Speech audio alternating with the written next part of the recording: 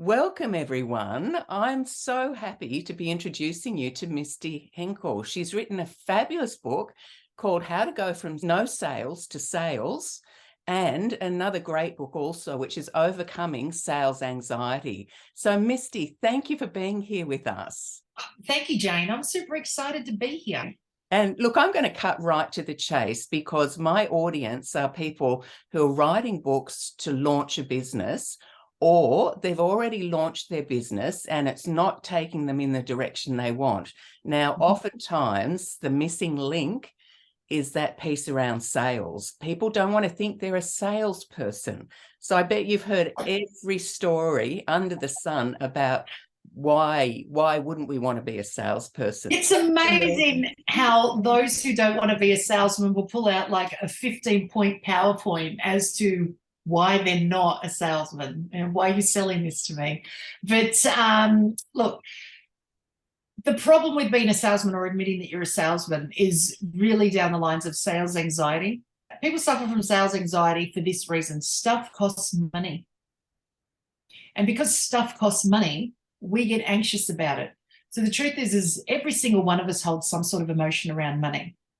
We have it, we have had it, we've spent it wrong, we've sometimes spent it on good stuff, we don't have it, other people have what we want, we can't get it. We've been in jobs where we've paid a lot, we've been in jobs where we haven't been paid much. Other people then give us their opinion of what we should and shouldn't spend it on. So we all have these thoughts and opinions around money, so that when, as a salesman, the number one question you'll be asked as a salesman is, that's interesting, how much does that cost? And it freaks us out, right? Because it's like, they're not going to like the price. But the truth is, it's not that the person doesn't like the price. I mean, they may not like the price. The truth is mostly we as consumers don't like spending money on anything. Doesn't mean we won't spend it. We just don't like spending money. We'd rather have it for free, but stuff costs money. So what happens is when a salesman is asked how much does it cost, they're like, oh my God, how are they going to react to the price? And so they get all anxious, and their anxiousness comes out in the delivery of the price. So if the customer hears this, let's say my book, right? Here's my first book, the second book, here's my fifth book, right? Overcoming Sales Anxiety, $30. How to Go from No Sales to Sales in 5 Easy Steps, $30, right? If someone was to say to me, how much is it for your book? And I said, each book, $30. You go, I don't want to spend $30 on a book, and I've got to spend it on two, right? That's just a reaction that the person's going to make. They'll probably make that reaction, I want to spend $60, right? What happens is customer goes, oh, well, you see, the salesman, says, oh, well, you see, they're $30 each. And the customer says, yeah, I'm not spending that. Salesman says, see, they didn't like the price. No, it's not that they didn't like the price. They didn't like how you gave them the price. We as salesmen don't deliver the price easily because we're worried about their reaction to the price. But to the customer, it sounds like you don't believe in the price and you think it's too high. So now I shouldn't pay it. And so how I know of sales anxiety is this. I am a salesman. I've done lots of sales training. Oh, lost the ticket. I've done lots of sales training in that it's all been self-taught. It's been on the job. I've been a barmaid. I've sold furniture, sold Apple computers, been in complaints departments, on call centers, all sorts of things, right?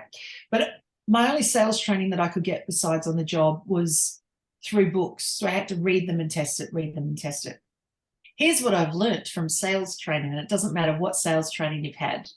The majority of people who learn how to sell fail to sell. Oh, so I spent years trying to work it.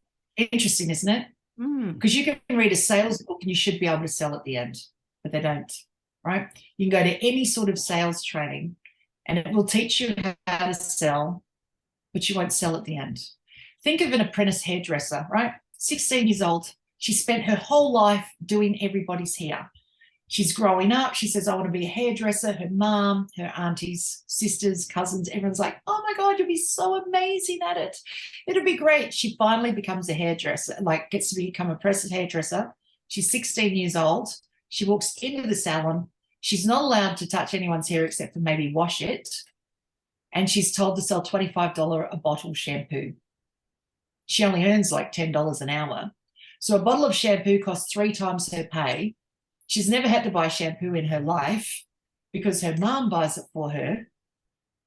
And now, right, she's now forced to do a job she doesn't want to do. She doesn't want to sell shampoo. She wants to cut hair. She wants to do hair, right? And so now she has to learn how to sell shampoo. And she goes home to go home and says, oh, well, you know, I have to learn to sell $25 shampoo. She has to put up with everybody in the house going, $25 shampoo? Are you joking? I can get shampoo down the street for $5. So now she's got to manage everybody else's thoughts and opinions of her job that she spent 16 years trying to get. So, of course, when she goes into work and is told you have to sell $25 shampoo, work gives her all the sales training on the planet to sell that shampoo, and she can't do it. And then she starts to say things like this, see, I'm not a salesman. I'm not a born salesman. I can't do it. I don't like it. Because of an expectation that's got nothing to do with the sales training. It's to do with everybody else's thoughts and opinions of the product that she never wanted to sell. She just wanted to cut hair. Now, interestingly, she's got no problems with charging $200 for a haircut. Yeah. Right. So she has to sell shampoo, right, which is something that she didn't want to do, right? And so they give her all the sales training in the world. She still fails to sell shampoo at the end, right? And I've seen this happen so many times. I go, I don't know what else to do with her. The truth is she doesn't want to sell it. She doesn't understand or like or know the product exactly. 10 years later, 10 years later, she'll end up selling the shampoo. This is how she do it. Oh, look, it's $25. Take it or leave it. She'll get over the price. The price is the only reason she can't sell it. It's because to her, it's like 3 hours of my pay. That's how much it is. Plus, she also gets a discount while she's there. So she's got to sell a product that she gets a discount on, that she has to sell full price to someone else. So there's a huge problem in there that's got nothing to do with sales and everything to do with her thoughts around how is she going to do it since she doesn't buy it herself.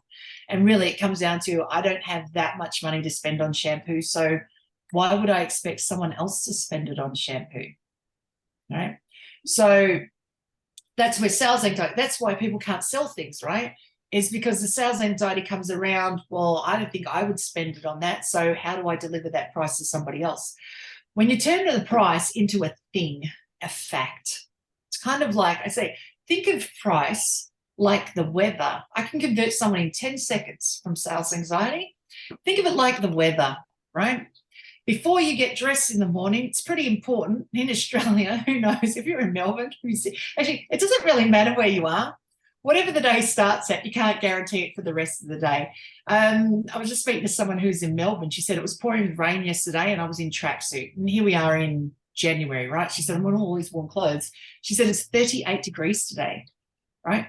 Now, if she went on yesterday's weather, got up and got dressed and then stepped outside and was wearing a jumper or jeans even and stepped outside and left because she was running late for work, she'd be forced to wear that for the rest of her day and her day would be ruined because she's wearing the wrong clothes for the weather. And you can't get past the fact that if you're too hot, it just makes you cranky, right? Whereas if she looked at the weather and said, oh, it's going to be 38 degrees, I might rethink those jeans, right? Price is kind of the same. It's just a fact. We can look at the weather and go, I don't want it to be 38 degrees. It's not going to change for me. I have to fit in with that weather or be incredibly uncomfortable. Just accept it is what it is, right? Price is exactly the same. Nobody likes the fact that stuff costs money, but the truth is they know it does. So when we salesmen learn to deliver the price, like how much is it for a book? $30. You never spend $30 on a book. I know, sucks, doesn't it? And now the book can be sold because the customer now knows how much the book costs. Yes. And it wasn't explained to them, right? How easy or not easy is it, though, for people to get to that point where they're confident saying, you know, my coaching program is $2,000, let's say. Right. So what does it take? How long does it take? It's called practice, right? And the problem, right? It's called practice. You have to practice it You don't get good at it. Think of the senior hairdresser. She got good at saying $25. That's the only reason she sells it. She doesn't sell shampoo. She just delivers the price. How much is your shampoo? $25. I'm looking at your shampoo. It's $25 a bottle. $25 a bottle. I know. Right? So she just got really good at delivering the price and letting the customer make up their mind and not arguing with about price. Like, it seems like a bit overpriced, doesn't it? Like, even a senior hairdresser, they get to a point, even in the past, they might have got good at delivering the price. And then when somebody critiques it, like, seems a bit expensive, doesn't it? They'll go through all those systems of explaining why it costs that much. Only 10 years later to go, either they want it or they don't.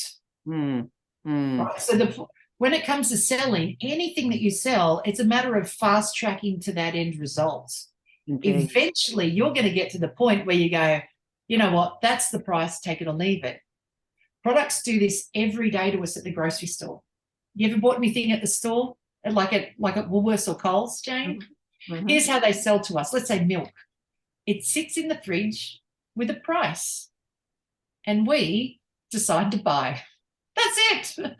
And when the price goes up, we look at it and go, I don't want to spend an extra 50 cents on milk, but I will. And we take it. Yep. We might complain for a day, but when we really need milk, we'll just buy it. And we'll complain. That's how we buy petrol. Seriously? It costs that much for petrol? I'll just have to pay for it then. And we try to get fancy, like I'll just put half a tank in so it looks like I've only spent half the amount of money. But the truth is it runs out, you've got to go do it again anyway. So I might as well just spend the cash and be done with it. You can complain, but you're not going to get anywhere. Yes, the decision's back with the customer. It's always back with the customer. So let's say a $2,000 product. How do you sell a $2,000 product? You practice saying it's $2,000. And the best way to practice it is at dinner. You have dinner with somebody, your family members, and you have them ask you, how much does it cost? Let's say, how much does it cost to write a book, Jane? If you said $2,000, then you practice that at dinner. Have each person say, how much does it cost to write a book with you? $2,000. Mom, how much does it cost to write a book with you? $2,000. And you just keep answering the question. And then you get them to say, and this is in my book, How to Go From No Sales to Sales. Did you read that section on how to practice the price? No, right? But of course the people watching the video haven't read the book. So that's So it's in here. I've got a chapter on delivering the price, right? And practicing it. So for Jane, let's say $2,000, I'd ask, how much is it? She'd say 2,000. Next person, how much is it? 2,000. Next person. And then the next question is, so I would ask, how much is it? She'd say 2,000. And then I'd have a reaction like, are you joking? Who pays that? You go, I know, it's just the price. And then the next person might swear at you and go, you know, stuff off, I'd never pay that money. It's just a price. And so you practice just saying it's just a price. $2,000, that seems really cheap to buy, you know, to learn how to write a book. It's just a price. And you just practice saying that over and over until you just get used to it. When someone says, how much is it? It's $2,000. Seriously? I would never have thought it'd be that. I know, it's just a price though. And you practice saying it. Or I had a coaching session just prior to this, and someone said, someone called her up to get some windows cleaned and said, you know, how much is it? She gave the price and she said, that's way more than I expected. She said, I know. That was a practice line. I know. And then it was now left with the customer because she hasn't tried to solve the customer's problem. It's now left with the customer. The customer's like, yeah, right. So, yeah, okay. And they're now stuck thinking, okay, do I buy it because I rang up and asked, or do I go away and think about it more? But I'm going to come back and buy it anyway. Like, what's the time gap? But it's all left with the customer. Yes, indeed. Customer's problem to solve. Not ours, salesman, just customer's problem. So sometimes people buy straight away. Sometimes people complain a lot. They're never objecting, by the way. An objection is, I'll never spend that and then leave and then never buy it. But we can object. I'm not spending that. We leave and then go back and buy it. It's only a timing issue. Okay. You've got the rest of life. They're going to change they're probably going to change their mind if you're pleasant. about it. That's the other thing that stops sales. We salesmen become very unpleasant. Somehow something gets triggered in us. Yeah, the triggering. We take triggered. it personally, don't we? And there's the problem. Very personally. So it's like they're having a go at us. How dare you? There you go. There's this sales problem. It's like the customer says, how dare you take that much money from someone? It's just $30 for a book. I've got to feed my family, or it's just $2,000. I'm teaching you to write, and it takes a long time. The price gives a bit of an idea of results, by the way, and what you're paying. The price is a cost of what they want to achieve. Whether it costs $2,000 to write a book, $10,000 to write a book, $20,000 to buy a book, it's really just the cost of what the other person's trying to achieve. And each one of those systems has a different way of achieving the outcome. $2,000 might be just learning to write, or just getting a little bit of coaching along the way. $20,000 could be the book is set up in your hand and there's a big promotional party that goes with it. It's just a different way to end up with the end result, so it just depends on all the components you want to pay for. There's often different components inside each sale as well.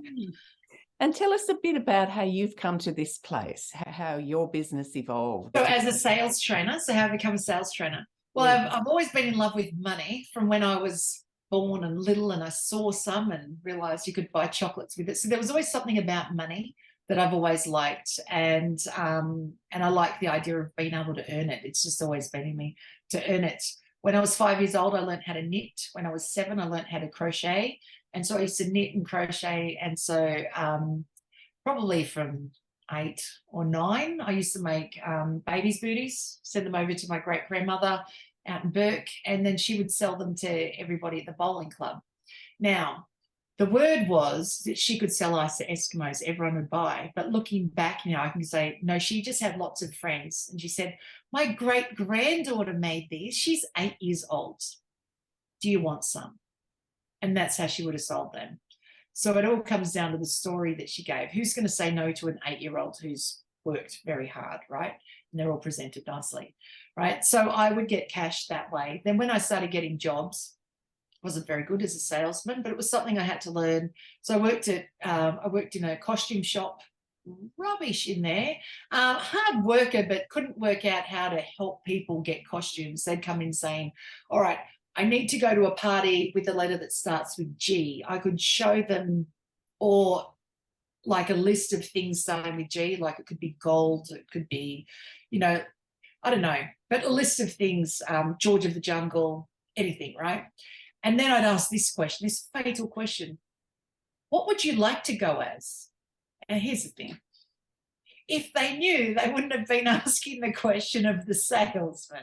But, at 14 years old, I didn't know that. Worked in delicatessen when I was 15 and 16. I remember my aunt coming in one day saying, I'm hungry, Misty, sell me something. I said, well, what would you like? She said, I don't know. That's why you're to sell it to me. You decide what I'm having, what I'm going to put it on, turn it into, and how much I need. And the other customers there were going, oh, I'm so pleased, that I'm not like that woman. And looking back now, I've gone, geez, I could just do that. Okay, my favorite meat is this one. You should have it on a sandwich, put it with this thing here. You need this much, right? But you learn that much later. So when I was 18, I became a barmaid. Really liked the idea of getting tips. We don't do that in Australia, but over in America, I went to America and Canada and thought, I could work here and earn so much money. So I just used what I thought I would need to earn a lot of money over there. And I would do that as a job here. As a result, I was never without work. People would always come into the pub on the days I was working because I had the ability to keep them there for a very long time. And then moved from there. So I sold food and drink that comes at full price. I moved into working at Fantastic Furniture. So for those who live in Australia, that's our everyday priced furniture. That comes at the price that's marked, by the way. So it's packaged together. There's no discounting. That's the price. So that was sold at the price. I sold Apple computers, which you can't discount, but sold at the price that Apple marks it at. I worked in the patent and trademark office, government office, selling trademark applications, which ironically comes at the price that it's marked. Doesn't matter how many trademarks you get. One price per trademark, that's the thing. So it turns out every job I've ever had, the price that it's marked was the price that it was sold at. And I've bought groceries many times. I never get a discount there either. So what I've learned is nobody likes to spend the money, but everyone will pay for it when they want it. And so from there, I remember back in 2002, I used to buy sales books. So when did I start working? I'm like 45 now. So back 94, 92, I was 18, started as a barmaid in 92. No, 94. That's what I started as barmaid. You had to be 18. So, so it's barmaid from 94. And then I would buy my sales books. I would buy sales books, read them, add on sales, how to sell more to the people who walked in the room, because I thought that's how you make more money, just sell more to the people who walked in the room. Then in 92, so you're looking at 8 years later, I went to my very first sales seminar. Oh. And the guy spoke about price and said, price isn't the problem. It's customer service. If you are nice to someone, they'll pay the price. If you're not nice to them, it doesn't matter what you charge. They're not after a discount, they're after nice service. And because I've been a barmaid for that long, I've gone, actually, I get that. I completely get that. And I went home telling my mum, and to this day, was it 20 years later, I can still remember pretty much all of his talk. Don't know who he was, but I can remember all of his talk. And went home saying to my mum, oh my God, I went to this most amazing seminar. The guy talked about price and how we can sell anything at any price as long as we give the experience. My mum said to me, she said, I don't care if I get a good experience. I don't care if they're nice to me. I only care that I get it at the cheapest possible price. And I looked at her and I thought, I don't believe you. I know you think that because the concept is new, but I don't believe you. And I honestly believe back then the guy was about 10 years before his time. So to me, he started advertising that whole if you're nice, they will pay type thing. And I enjoyed the seminar so much, I thought, I want to do what you do. I believe in what you're saying and I can see it. And I want to teach people that they can make money doing whatever they like. Just have to pick a price and you can make money doing that. So I spent, I don't know, say 10, 12 years running seminars that nobody turned up to. And then 10 years, 11 years ago, I discovered networking, went out to my first networking event. Now I worked in hospitality and retail, and there's no networking in those areas. Like if you're an accountant, business professional, lawyer, turns out that's where it all was. But I'd never heard of networking. So little story how I got there, I'm not going to get into it, but I ended up at a networking event. I've gone, oh my God, if I sold mattresses now, I could sell a mattress to every person in this room because they actually want to know what I'm selling. They honestly are listening to me. If I had said, oh, I sell mattresses to people who have trouble sleeping at night, they'd go, oh, I think that's me. Maybe I need a new mattress. I'd ask one question. Have you had your mattress for more than 10 years? Yes, I have. You need a new mattress. And it would have been sold just like that. So when I discovered networking, I used to go to all these networking events to learn how to work out how to get sales from networking. And it really comes down to this, how to say what it is you do so that someone else understands enough to go, oh, I think that's me that needs that, right? So, and what I also learned along the way, which is why I couldn't get anyone to my seminars, was I had nobody to ask. The people I asked didn't know who I was. So I'd say, would you like to come to a talk? Would you like to come to a seminar? Come to a seminar. They were strangers. They'd never heard of me. So it wasn't that they didn't want my talk. It's just that they didn't know who I was. If I had kept going back to the same people, they would have eventually got used to me. They would have turned up. So there's little things that stops people from buying, but there's things that make people buy, which is, let's say for book sales, right? Because authors, right? If you want to sell a book, the best way to sell a book is before it's been printed, right? Sales. Now, if you sell a book before it's printed, a couple of things. One is you'll have money to get the book printed, which is great, right? But this is pre-sales. If you do it beforehand, let's say for me, right? I have a sales book. My family works in government, thinks I'm insane. So they're not really needing this book themselves. Now, in a pre-sale, I could say to my mum, you need to buy a copy of my book. It's $30 because you're going to help me become famous. I need $30. I'll give you a book. I'm even going to sign it. And she might go, I don't want to spend the money. Yes, but you're mum and you'll do this for me. And then later you can tell people, well, I spent $30 on her book. So it's a good promotional tool, right? So everyone, when you know, should buy it. In a pre-sale, they'll buy it because they have it. And that's without a cover and maybe without a title. But if you're writing it, you might have a title, no cover. I sold my book without a cover, right? I had a title, How to Go From No Sales to Sales, right? And I just told everyone, you need to buy a copy of my book. Those that did, bought it. So there's a group that bought it and a group that didn't, right? But that's okay. You just start with what you get, right? Later, when I had enough money to get the book printed, sent it off to the printer, got them all printed. So with this one here, my boys were selling this. They were learning, they're 10 and 12. They were learning about sales. So they had to sell 100 copies before we'd send it to the printer, right? They ended up at 120 by the time it went to the printer, but we had to get 100 and then we were going to send it to the printer. Now, that was all in pre-sales. After, if we were to do it the other way around, and I just saved up the cash and paid for it, now I'm selling it after it's been printed. Now you've got a smaller market that you're selling to. So you can sell to friends and relatives before it's printed. Doesn't matter what the topic is, because clearly they need to say that they know the author, right? Because you're going to be famous. I need that book, right? That's how you sell it. I'm going to be famous. You're going to help me be famous, but you need to have a copy of the very first edition. Oh, yes, I need one of those, right? If you wait until after the book has been sold, printed, let's say at a book launch, go to a book launch, your family member or your friend will pick it up and go, that's amazing. It looks so good. You're going to do so well, as they put the book down and walk away.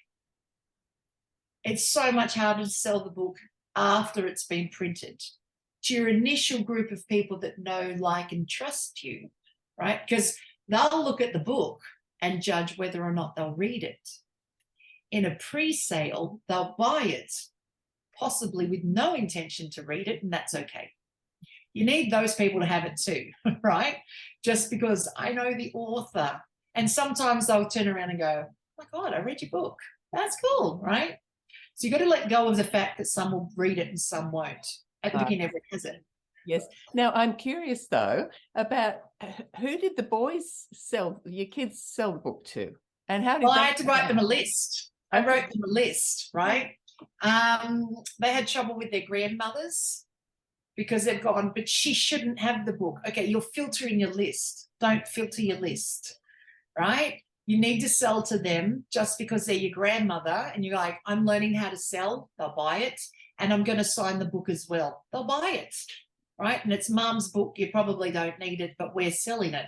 They'll just buy it because you're a grandkid, so don't filter your list. But when I gave them a list, I gave them a list of people who'd been in sales classes, who'd had coaching sessions, who I knew from networking. So I just gave them lists and lists of people, and they just wrote and said, do you want to buy one of mum's books? Want to buy one of mum's books?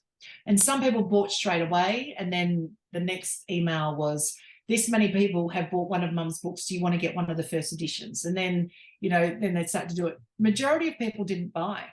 But the second way to sell a book, and this is how after it's been sold, is you don't have a book launch. You have celebratory drinks. Here's the difference. A book launch is me, the author, pays for some party for everybody to turn up, look at the book, and the end result is, oh, that's amazing. That's so good. I'll drink your wine. I'll eat your crackers. That's amazing. Everybody's going to buy one as they put it down and walk away. Celebration drinks are this. Let's go to the pub and celebrate. My book is now out. You can buy yourself a drink and tell me how amazing I am. They turn up. Yeah, okay, I'm turning up to that. They turn up. They buy themselves a drink. It's cost me nothing. And then they turn around and say, have you got any copies there? I better get one before I leave to prove that I was here. And now your friends and family members will buy it anyway. Because they're celebrating and they want you to sign it and they get a picture with the famous author and her book. right? So it all just comes down to how you market it, really. It's just the end spin on what you call it. You know, as an author, you have to sell it. You can't just give it away, and you can't let it be locked in the garage. Like, you have to sell it. And ironically, you still have to sell a lot of them. This helps you become famous, by the way, particularly if you're a coach of some description, because you can end up with coaching sessions and things like that. But at the beginning, you have to sell your book to become famous enough for them to want to be coached by you. If you give it away, you've got no money anyway, and you can't guarantee they'll get the coaching because you're not famous enough yet. So your book sales are going to make you famous to get the coaching. Then after you've got the coaching, if you're that famous, by all means, give it away. But ideally, even as you have to let $30, should be $30 for a book. It's pennies. Pennies for the information that went into there. 20 years of experience of sales for me went into that. And it doesn't matter that it took me a year to write. It's actually 20 years of experience went into that one. But it turns out, you know, it's still important to have the information out there. But there's no question about that. Yes. Yeah, I had one of my clients actually broke at $500,000 worth of business out of strategically sending, he was a leadership coach, strategically sending his book to the CEOs of the various companies that he wanted a foot in the door. And you know, I know him, and he's not going to be overselling what he managed to achieve. That, and it's totally achievable. And then in that context, of course, you're not so worried about your $30 for a book, but there is the principle around, you know, that if you can't sell a book for $30, how can you sell coaching for more than that? Well, this is like really, because you're going to have trouble anyway. But it's very rewarding when you sell the books in a pre-sale.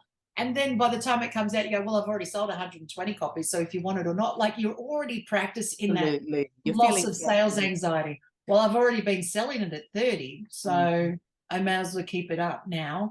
And you'll have an attitude about it that then the attitude is the confidence that I've done it already, which then breeds confidence that I can just keep doing it, can't I? Yeah, you can. That's really important. Yeah. And if you tuck it away and put it in the garage, I've met some people when I started selling my first book, right? And when it came out and I was giving it out at networking, going, there's your copy, there's your copy, there's your copy. Then I had people saying, I've written a book. Oh my God, have you? How come no one knows about it? It was their answer. Well, nobody wanted it. What do you mean nobody wanted it? I've been sitting with you for 3 years. I didn't even know you'd written a book. And they've gone, well, it's in my garage. Okay. It's not that no one wanted it. You failed to tell anyone you wrote a book. There's a huge difference. Absolutely. And you pull your book out, people will buy it because they just didn't know you had it. So a lot of reasons why we stop selling things or we don't sell books is we forget to keep talking about it. You can't stop talking about it. You have to keep talking about it, and then you sell more. You sell more.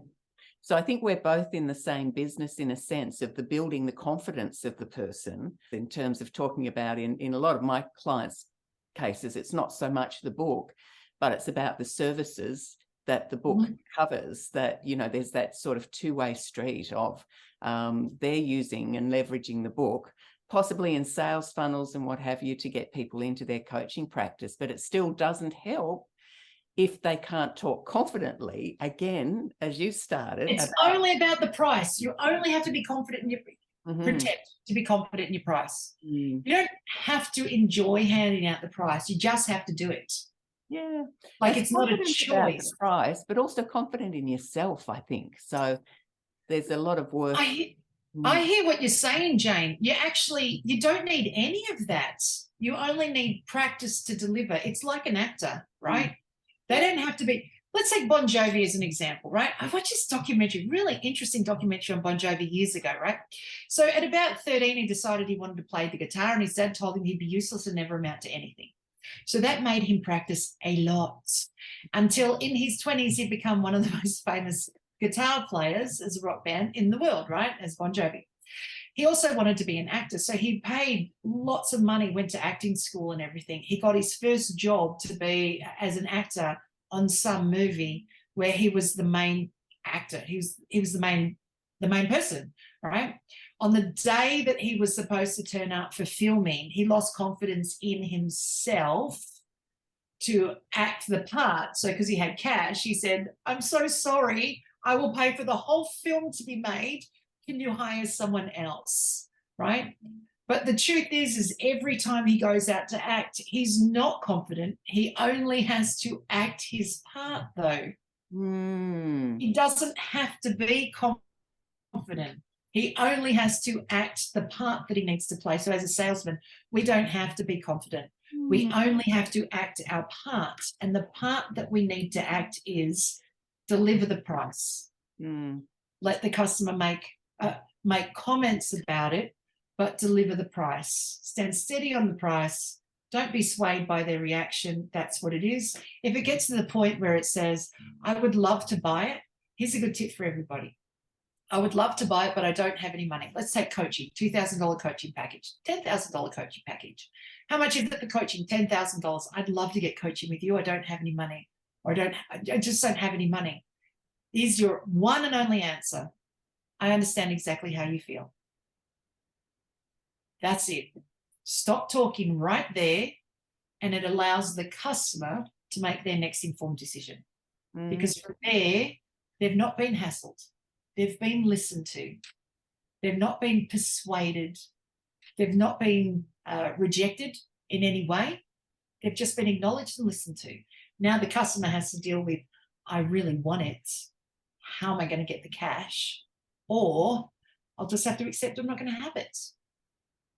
And in either way, the customer at the beginning will walk away, think about it more, and then make an informed decision based off the facts. It's $10,000.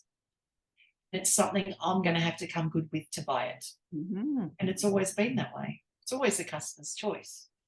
So we don't have to be confident. Ironically, you act your part, deliver the price, allow the customer to make their own choices, but deliver the price, just be nice about it. That's the only part you have to act. Deliver the price and be nice. And the confidence will come because it comes in the fact that you know that you delivered the price and you were just nice. And now you'll feel good about yourself because you're just a nice person trying to help someone out. And then your confidence comes. It's a result of learning to just say the price. Yes. It'll be a result. Got it. Now, Misty, I guess people can go to your website to buy copies of your book. Well, not my website exactly. I wish on LinkedIn, but I can be found on LinkedIn. I'm getting better. I have a YouTube channel, and often in all of that, it has my email address or a phone number or something in there. So I am actually quite easily found. You can Google me, Misty Henkel Sales Trainer, and Google knows who I am. Google's been compiling stuff about me, so that's kind of cool. So without having a website, Google's just kind of found me. And so I've managed to get away without a website. I have a Google business page, which doesn't always show up easily all over the world. It's a Google business page. But if you do Misty Henkel Sales Trainer, some places it'll show up, other places it won't. It's kind of interesting.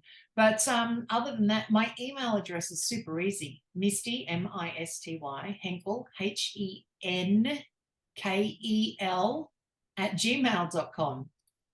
And so that's it, nice and easy. And you can just write and say, I need a book, or I need a hand, or how much is coaching, or anything like that. And you'll be able to answer those questions very confidently, Misty. Very confidently, absolutely. And it's all pretty simple with me. Like, my goal is to help. Well, I've just been informed over Christmas there's 8 billion people on the planet now. I thought it was 7.6.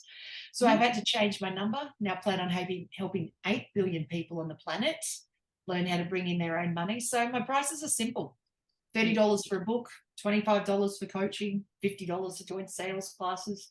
Like, I make it so that it's hard for people who need to sell something to say, I can't get help. I can't get help. Yes, you can. It's like $25. I love that approach. I see what you're good. You're good at keeping it simple. Really simple. For $25 sale, people say, how do you make money? I just help lots and lots of people. A $25 sale usually ends up more than that. So you'd be surprised how, and look, for those who write a book, you sell a book for $30, you can make an infinite amount, can't you? Because in the end, you're going to end up selling coaching or some sort of training. Or Exactly. my job is to treat the street. Let's get that sales problem fixed like now. It'll only take 10 seconds. Let's just fix it. We'll practice it a bit. It's fixed. You're good to go. And you can use that for everything else you want to sell for the rest of your life. So my job is to help the most amount of people. Other people's jobs are slower. They charge more money because it's slower for the customer to be converted into whatever they need. So yeah, so I try to make it as simple as possible. Get the help, go do what you need to do, you know. Beautiful. Well, thank you for sharing all of this, Misty. I think you're fantastic. And we'll sort of stop it there, but we'll keep talking, and let me do the